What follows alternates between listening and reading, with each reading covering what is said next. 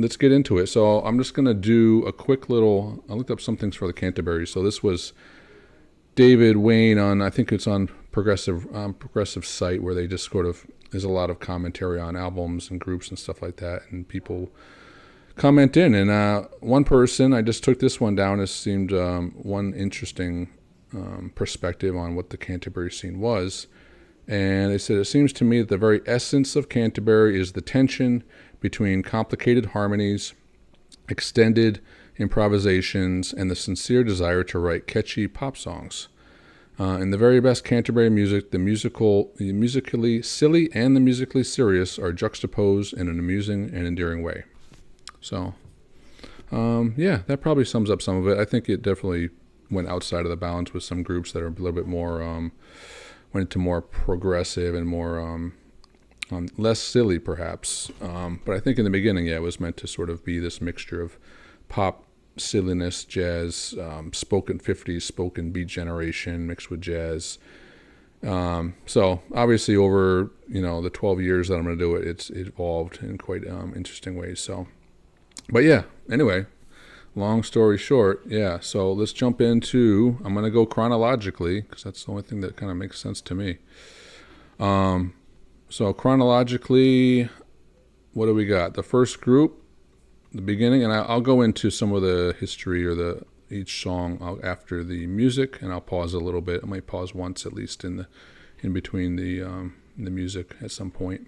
Anyway, Hugh Hopper, Robert Wyatt, as this was said by I believe David Allen. Hugh Hopper, Robert Wyatt was his introduction to everything bizarre in music before 1962 and 1963.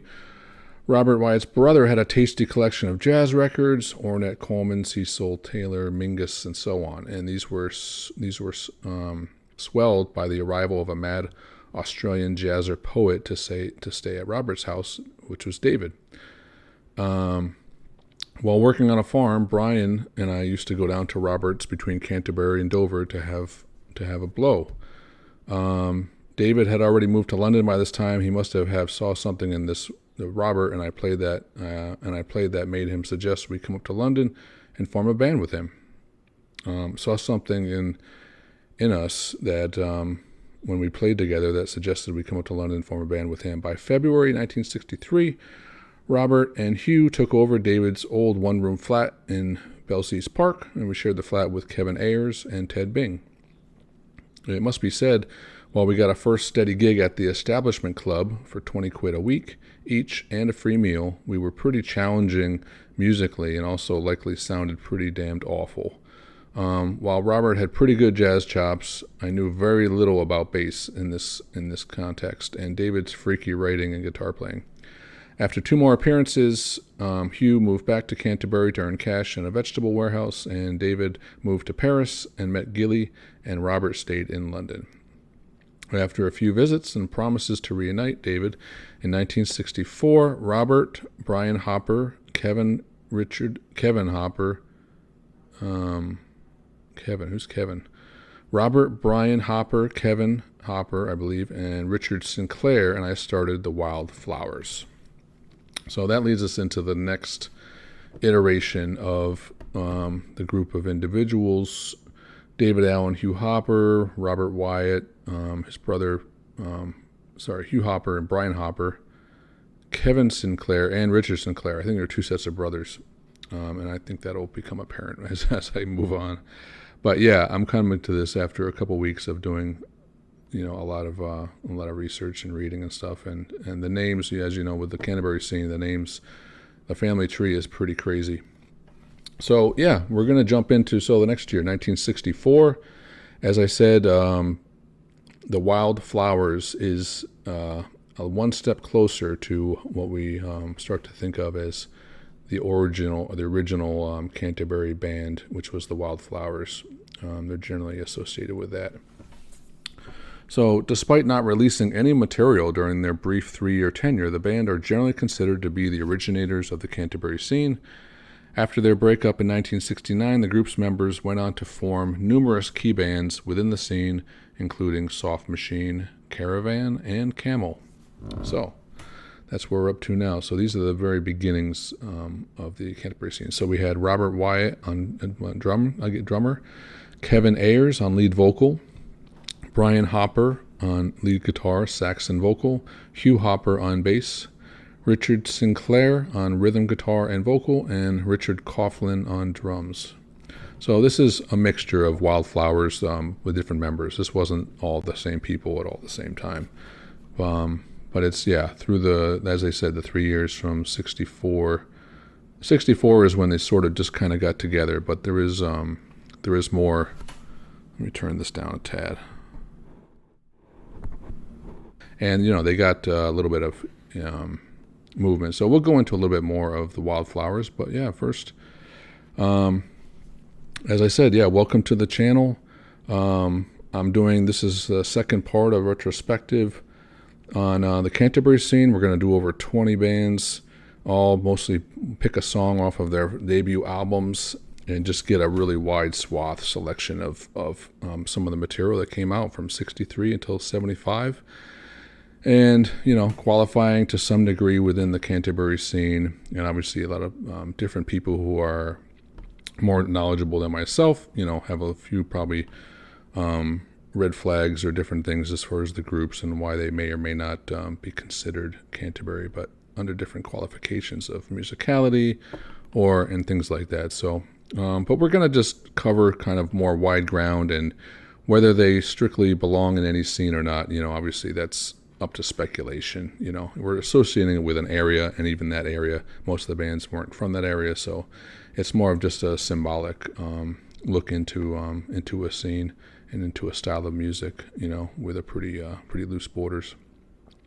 The second tier this is the origin. So now we're going to jump into the Wildflowers. 1964 is when they officially, the members sort of got together. And this is off a compilation of Wildflowers material, some of it, demo music or just recorded over a variety of years. But there's a couple songs off here that just off of the needle drop. I always try to pick one or two, give myself a shot to sort of flip-flop on, be a little bit more spontaneous in which one I pick. So on this section of Wildflowers, there was 2 songs, and so I don't know. I may have to do both of them because I feel like on the David Allen trio, I feel like a little bit of, not shortchanged, but I feel like, give it a little bit more some musicality than just the one song. So, but we're going to start off with this one that was written by Hugh Hopper, the bass player, called Memories. And I'm not sure exactly. I don't have the exact date of recording on this. I think generally they said from 67 to 69. So we'll see what happens. It was near the end of the disc, so it might have been recorded later if they did it chronologically. So it might have been, 68, 69. But here we go. Memories, Wildflowers.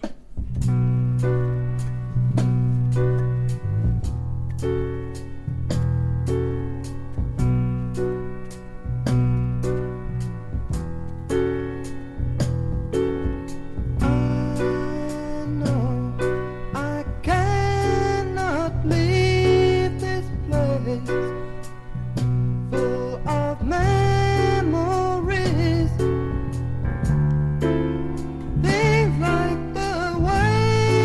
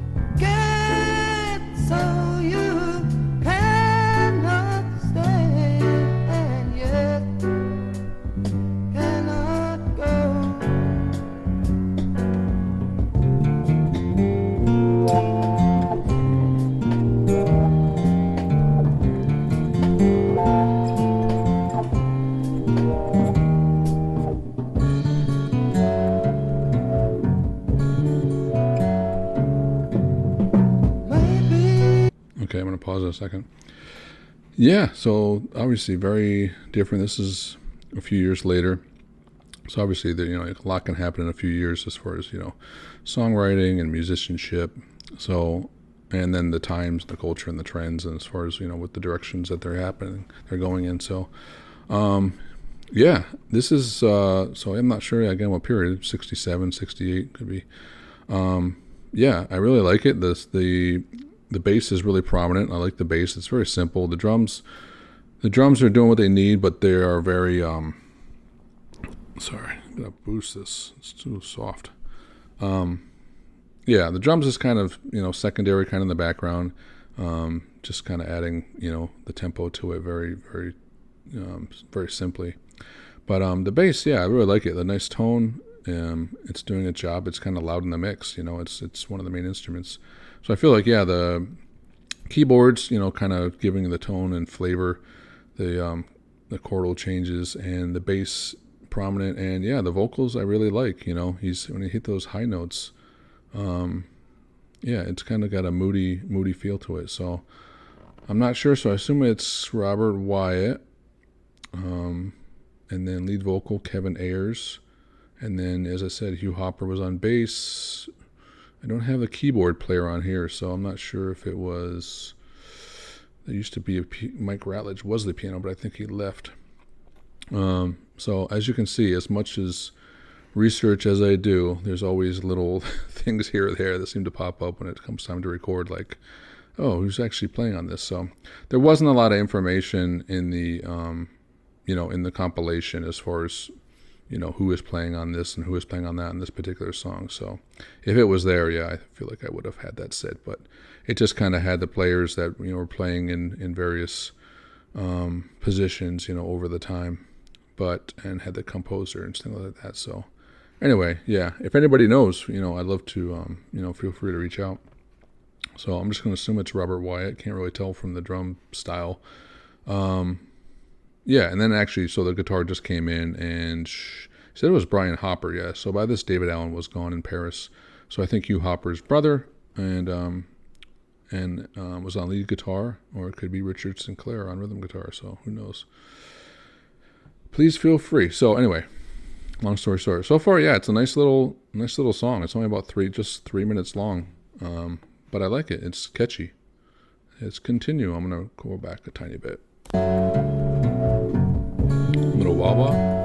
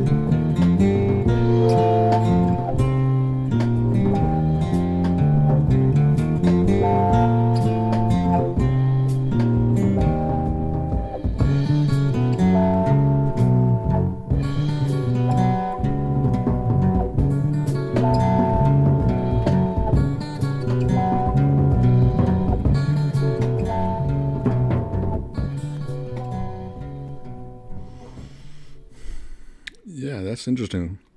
Right at the end, you could hear the more interplay with the drums. The drum was really buried in there, so I know he was moving around kind of with the guitar, kind of just playing a little bit more spontaneous and add-ons and stuff like that. I'm not sure what that. It sounded like it could have been a guitar with wah-wah, but the attack was kind of taken off, so I don't know if he was doing like volume swells, really subtle volume swells or something like that. So yeah, but hearing this would intrigue me, to go listen to more. So, I mean, already I feel like it's very listenable. And it sounds really, so it sounds early. It's almost like, could be even like, Gals and Fripp, or, even some more sort of proggy stuff. But this one's obviously very laid back. One of their sort of, more subtle ones. So that is, but I'll do one more since it's only 3 minutes. I'm going to go in and do the other one, which was Summer Spirit. And this says with Zobe, Z-O-B-E, with Zobe. I'm not sure who that is. And this one was written by Brian Hopper, which I think we said was the lead guitar, sax, or vocal. So actually, maybe that was Brian Hopper on vocals also. Or it could have been Kevin Ayers. I don't know. So lead guitar, sax, vocal, Brian Hopper. This one was written by Brian Hopper. So this is Summer Spirit.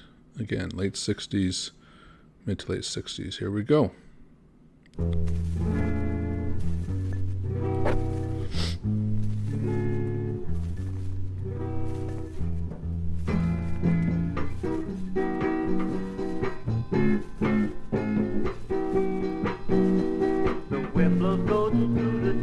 Grasses the green. You looked on me with eyes and sun, thoughts like me sweet.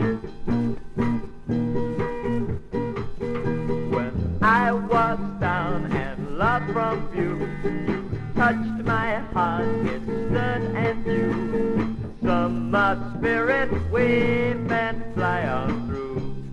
Now my love is bad, speak gently, please now touch me lightly too. Rough they crumble to sandy shores, step used to go. You love you show to me a friend, first of all. Then from your eyes there spins a thread. Don't look back, I grasp instead. Summer spirit, wave and fly on through. You whisper to me, speak gently, please now touch me lightly too. Ba-da-da-doo-da-doo. Take me to your garden once more, where I never again will wander alone. Somewhere through the midst of time, our paths renew. The dancing bushes in sunlight play free every hue. Time starts from now, past seasons gone. Warmth of mind, your loving song. Summer spirit, wave and fly on through. Loving you is a joy, speak quickly, please now touch me gently too.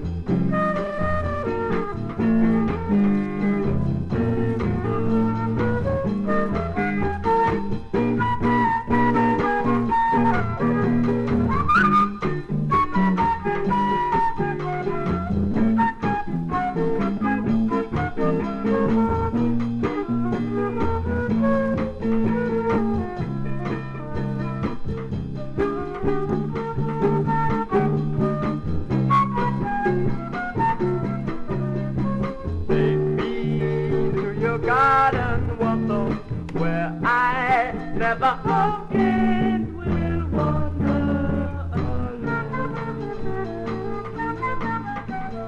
Somewhere through the midst of time, our paths renew. The dancing bushes in sunlight play free every hue. Then start from now, past seasons gone. Warmth of mind, your loving song. Summer spirit, wave and fly on through. Loving you is a joy, speak quickly, this now touch me gently too. Da da da do da do da da da do da. Yeah, different feel on that one. Little Latin joint. Yeah, I don't know if that was Zobe on vocals. So yeah, anyway, this is just it's fun to listen to because it has a very demo-ish obviously sound to it, and you see it feels like it's in progress, or it's in the mix of a rehearsal, kind of a fly on the wall, like, hey, let's do that Summer Spirit, everybody. Remember, and then someone's like, which one's that? Is that, oh, that's the Latin one, okay. So yeah, it feels, if you ever played in a group, garage band at any time in the 60s, 70s, 80s, or 90s, you definitely can relate to, the sort of working out of parts and songwriting and changes and who's doing what, and the transitions aren't always, the smoothest, and you're just kind of like just chugging along to get to the end, and kind of a work in progress. So yeah, it's fun to listen to stuff that's like, sometimes you hear the, not the mistakes, but because there's nothing really, I wouldn't say, musically, there's nothing really wrong. Like they're all playing the parts, they're all doing this, but it's sort of just the overall cohesiveness, like you feel like isn't really, they couldn't do it blindfolded. In other words, they do it in their sleep, so they're still sort of getting to know each other and sort of listening and hearing and responding to that in communication.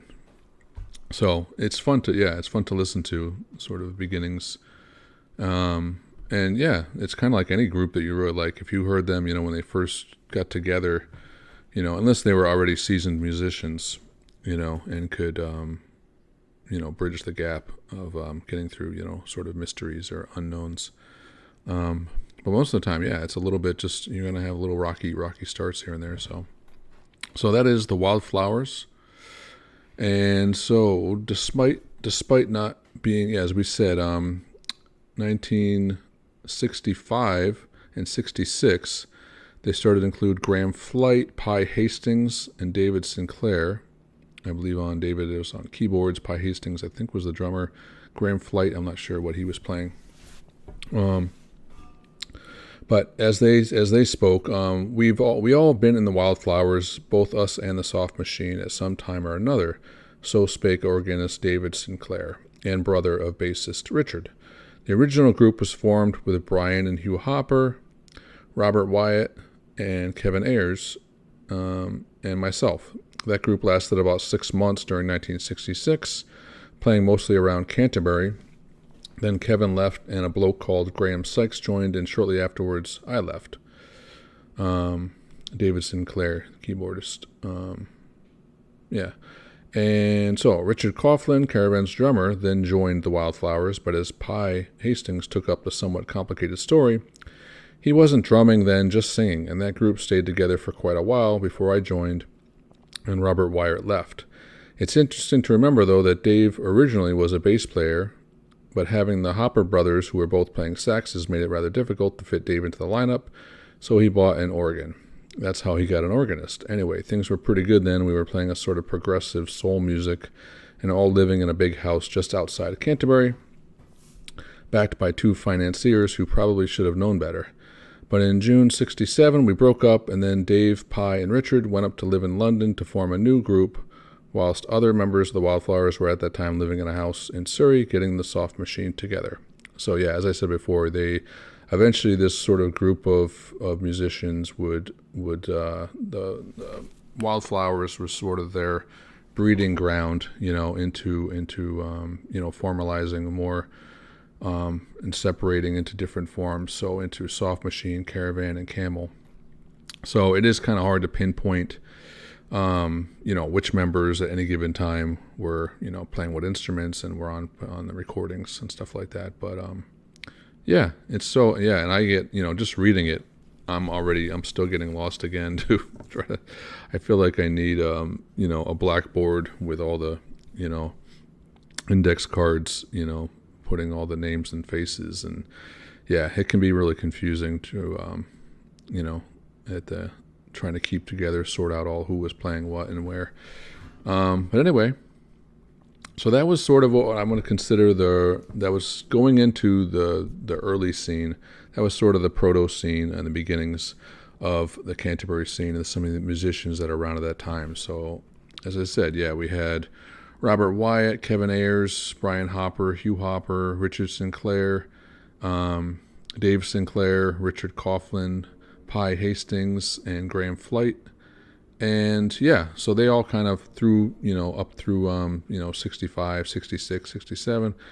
And yeah, we're kind of flowing in and out of Wildflowers in that area. So we're going to jump into next. We're going to really get into now the scene beginning to flourish of Canterbury scene, and that's going to include Soft Machine, Caravan, Arzacle,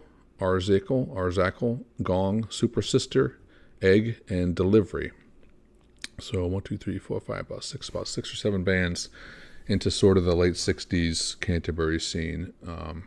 So yeah, I appreciate coming along for the ride in this sort of dense retrospective into the Canterbury scene.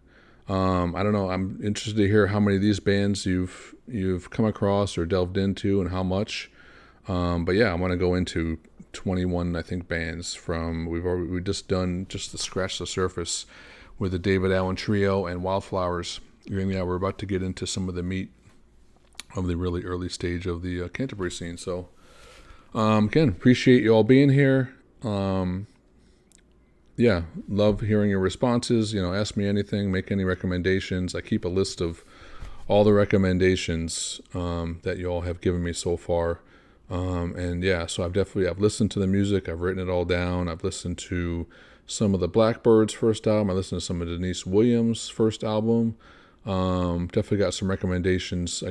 Going to be doing a Gentle Giant and a Gil Scott-Heron full album, next couple weeks. And then have polls up for some Jethro Tull. Definitely got some good feedback on Jethro Tull, so I am definitely really excited. There are ones that I haven't hit too much. I just did one song it was like a 1971 sort of marathon through the different genres, and I did one song off of Aqualung. So I'm definitely excited because there's some that I still haven't heard of Jethro Tull. I've probably gone up to Minstrel in the Gallery from the beginnings, but anything after that I haven't listened to too much, because just got whatever, it didn't hit me the same way. But I'm gonna do a poll, so please go vote. I'm gonna do a full album Jethro Tull, 2 of them, and then Joni Mitchell gonna do a full album on either Court and Spark for the Roses or Hejira. So vote on that. Right now it's in a tie, 3-way tie. So I'm waiting for someone to break the vote, and then I want to jump on that one. So anyway, we're going to get on with it, and have a great day. And we're going to get on with the next Canterbury scene. So check it out in a few days.